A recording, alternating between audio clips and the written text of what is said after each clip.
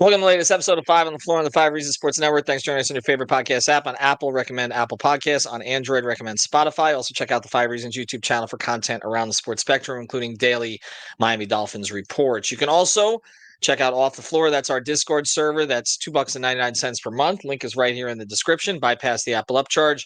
Off the Floor is the place to go for the most heat, information, and conversation.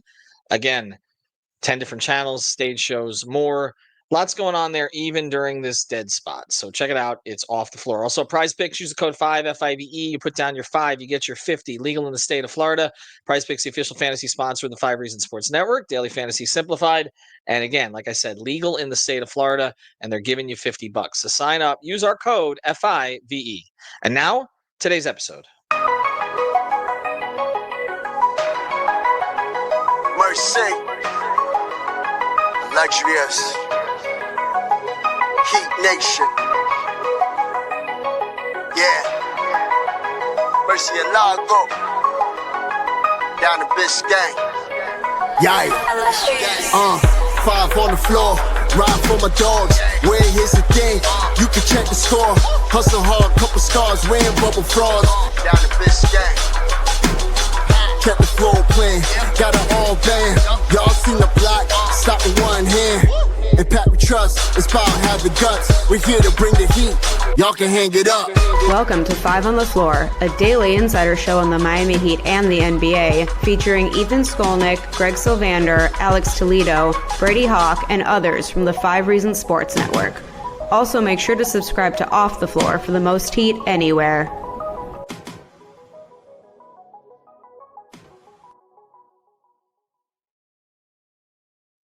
All right, welcome back to Five on the Floor. Here's today's floor plan. Away we go. We are in August. We've got a couple different series that are going to be going here. We're going to be looking back the 2006 championship. We've already had George Sedano on for that. Greg did an opening episode. Mateo Mayorga has been conducting lots of interviews. Eric Reed, our guy Mike Wallace. He also spoke to Tim Reynolds. That's all going to end up here at some point. So he's been doing these interviews. There's going to be a story with there.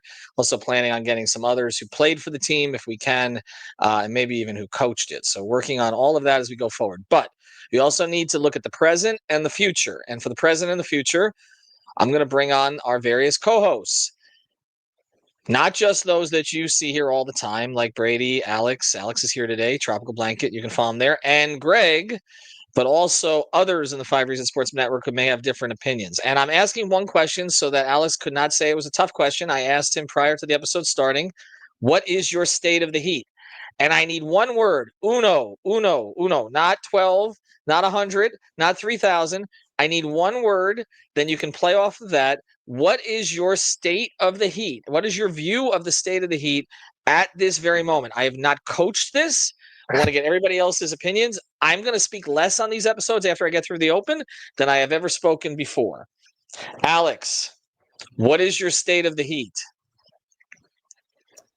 Tough question, Ethan. No, but my answer is satisfactory. Believe it or not, like I know it's gonna be hard to believe. I actually struggled with which word to pick. I had like 3 that I was going back and forth with, and I ended up kind of going back to this because I think satisfactory kind of cuts it right down the middle and is not too strong either way. And that's kind of how I feel about their offseason. The other 2 words, just to kind of give people an insight as to kind of the way that I'm feeling about it, were a little bit more positive, I would say. Like have a little bit more like closer to a positive connotation, like pragmatic and opportunistic. Those are the other 2 that I was, and I think honestly they both kind of apply.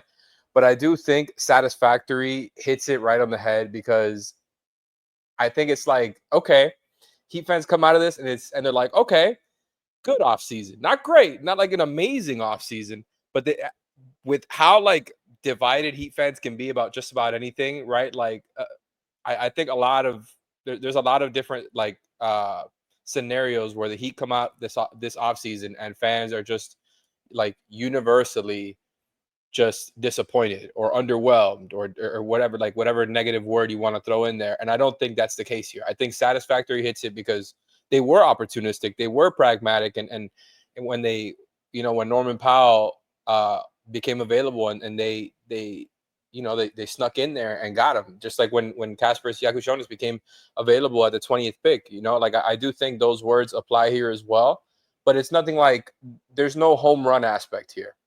So that's why I just kind of ended up just going back to the word that was a little bit closer to neutral, because like these are good in a vacuum, right? But when you zoom out and you look at the bigger picture of the Heat, it's like, where is all this going to? Like, we know what their quote unquote plan is as far as like, what they're trying to achieve down the line, bouncing and bouncing back and trying to get that next star when it becomes available and setting stuff up for that. I think they're kind of playing it down the middle again, for better or for worse. It's just, they're gonna be hanging around like the second half, I believe, of the Eastern Conference standings. And I think you come out of it with a positive offseason, but it's not one that you come away like, wow, they did it again. You know what I mean? So I think satisfactory, I think it's fair. Sorry. Once I can actually speak, I'm going to challenge you on the word here. All right. Because there's a difference between satisfactory and satisfied. People are going to hear what you're saying here, and I know you're applying it to this last offseason. They're going to say, well, if you're saying this is satisfactory, like satisfactory for this organization to be stuck in the middle as they have been now with what I know there's a finals appearance in there, but we're talking about 3 straight play-in appearances, and looks like this roster is headed for something similar again. They don't, but I want to be clear on that. We have to clarify, because people are going to read that and they're going to say, or hear that, and they're going to say, okay, Alex is saying that this is satisfactory in the sense that, he's satisfied. Just to be, again, you are not saying you're satisfied with this. It's just that the offseason didn't really do anything to set them back, right? And maybe push them slightly ahead. So they're kind of in a somewhat more flexible position with a little bit more talent than they went into it, I guess. And now you can kind of see where it goes. But Alex, you grew up with the 2006 championship and the Big Three Heat. Like, you're not satisfied, correct? No, that's not. No, satisfactory does not equal satisfied in this case. I do think, like, again, like you just look at the Norman Powell trade, that's a home run when you just look at value. Kasparas and who he was kind of expected to be and expected to go in the draft, like to get him at 20, these individually are very good moves, very positive moves. So I don't want to try to make it sound like I'm, trying to bring them down from what they are. Like, those are good moves. Like, if you would have told me before the summer, like, hey, they trade Anderson and Love for Powell, they draft Jakushonis at 20, like, I'm like, yeah, that's a positive offseason. And so I think I thought positive was too broad and not a good enough word. So I thought satisfactory was good, because it's like it is sort of positive, but it's not satisfied. And I really did struggle. Like, I could have easily gone with pragmatic. I could have easily gone with opportunistic, because I do think, honestly, opportunistic is probably that might have been the better one here, because that's really what happened with Powell and Kasparas. No, but that's what happened. No, but they were opportunistic for one move, which is the Powell move, which I think we've universally acclaimed. But your view has been that prior to this offseason, when they had in what you thought was a championship window with Jimmy Butler, you do not think they were opportunistic at that time, correct? I'm just trying to frame what your overall view has been on this, because I don't want it to come off like you've been the guy that's been satisfied with this front office all along, because you really haven't been, or at least you weren't during the Jimmy era, because you thought there were things they could have done to enhance that team that would have given Jimmy a better chance to get it over the finish line, and they didn't do it, right? I mean, I'm characterizing that correctly?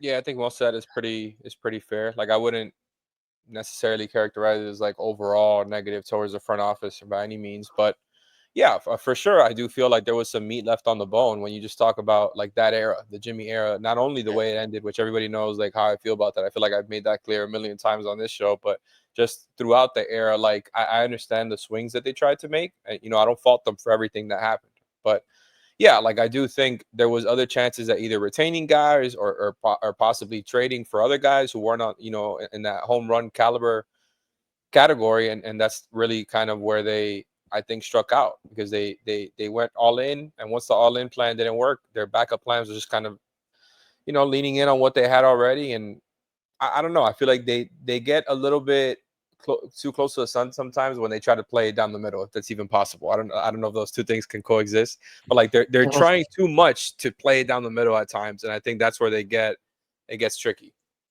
In politics, that's called extreme moderates. Okay, on the other side of this, we're going to talk about Cash App, and then I'm going to ask you the same question that I'm going to ask everybody else here. We're going to actually try to keep these to format. I don't know how many episodes that's going to last for. Where I'm going to ask you, what would change your view of your word this season? So there we go. Okay. We're going to try to change your view on money.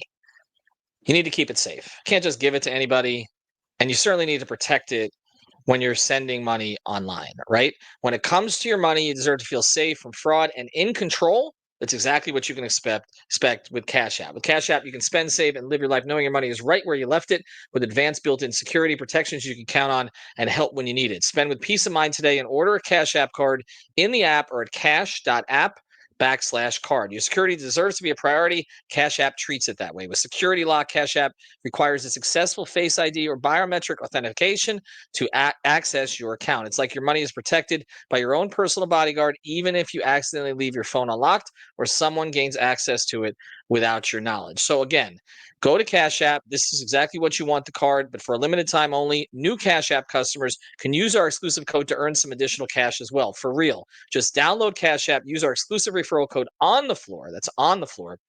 In your profile, send $5 to a friend within 14 days, and you get $10 drop right into your account. Terms apply. That's money. That's Cash App. Cash App is a financial services platform, not a bank. Banking services provided by Cash App's bank partners. Prepaid debit cards issued by Sutton Bank, member FDIC. Instant discounts provided by Cash App, a Block Inc. brand. Visit cash.app/legal/podcast for full disclosures. Okay, so your word again to reset here, Alex Toledo, following the tropical blanket, is satisfactory, not satisfied, satisfactory. What would lead you to be more What would lead it to be more satisfied? I'm trying not to say satisfied. What would lead it to be more satisfactory for you as the season progresses, and what would lead it to be less? I guess more satisfied. It's like they honestly satisfactory. Remember, not satisfied.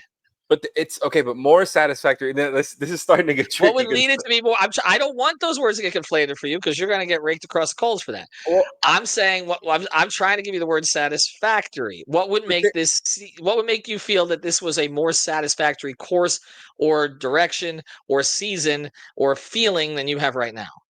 I guess I just think they're already satisfactory, so that's where it gets tricky for me because it's like more satisfactory kind of implies that it's closer to being satisfied.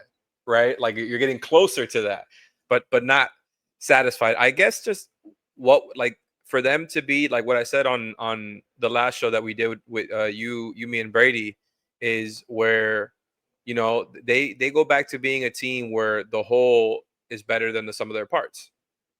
Right, like I do think like if you can put it all together and like you get like that best version of yourself, then I do think that makes you feel better. Not because like, oh, this is the new core, you're going all in on what you have right this second, but it's like, okay, you've got something here, right? Like if Powell really, I think, thrives on the Heat, which is a really like different context than what the Clippers were last season, right? Where like Harden is this built-in all-time initiator. He's not going to have that here, right? And that's not me downplaying Tyler. It's just being real. Like for as good as Tyler can be as a passer and has grown there, there's just levels to this stuff. I do think the floor is not going to be quite as open. He's going to be asked to maybe handle a little bit more, create out a pick and roll a little bit more. If he can come out on the other side of this thriving, maybe you get another, you get a healthy year out of Wiggins, and all of a sudden this team is like, okay, like 45, 47, 48 win good, and that's like their ceiling. Then I think I'm closer to that, because then it's like you're trying to achieve this vision where this star becomes available and you trade for him, and I think the foundation becomes a lot more solid if you have a season like that. Whereas if you're just kind of hanging around 500 all year long, you're back to being in the play-in. I think that's what would make me less satisfactory. It's like, okay, well, you, instead of having like a real like quote unquote gap year, you traded for a player that helps you now, and it was a great trade by all means, but then you ended up in a similar spot with similar results. I think that would be like the worst of both worlds. because it's like you're not really achieving either thing there. You're not really a good team. You're going to be stuck in the middle, and you're going to end up in a similar spot that you were this year. So it just feels like that this is what I meant before with like for better or for worse, down the middle. And that completely down the middle path, I think, is what would make this less satisfactory. Okay, I'm going to give, just as we close, I just want to, so people understand this. And again, this is going to be Alex's view of this is again, satisfactory, not satisfied. Fulfilling, this is an adjective, of course, fulfilling expectations or needs acceptable, though not outstanding or perfect. Used in a sentence. The breaks are satisfactory, if not particularly powerful. We'll have Greg or Brady on next. Have a good one, everybody.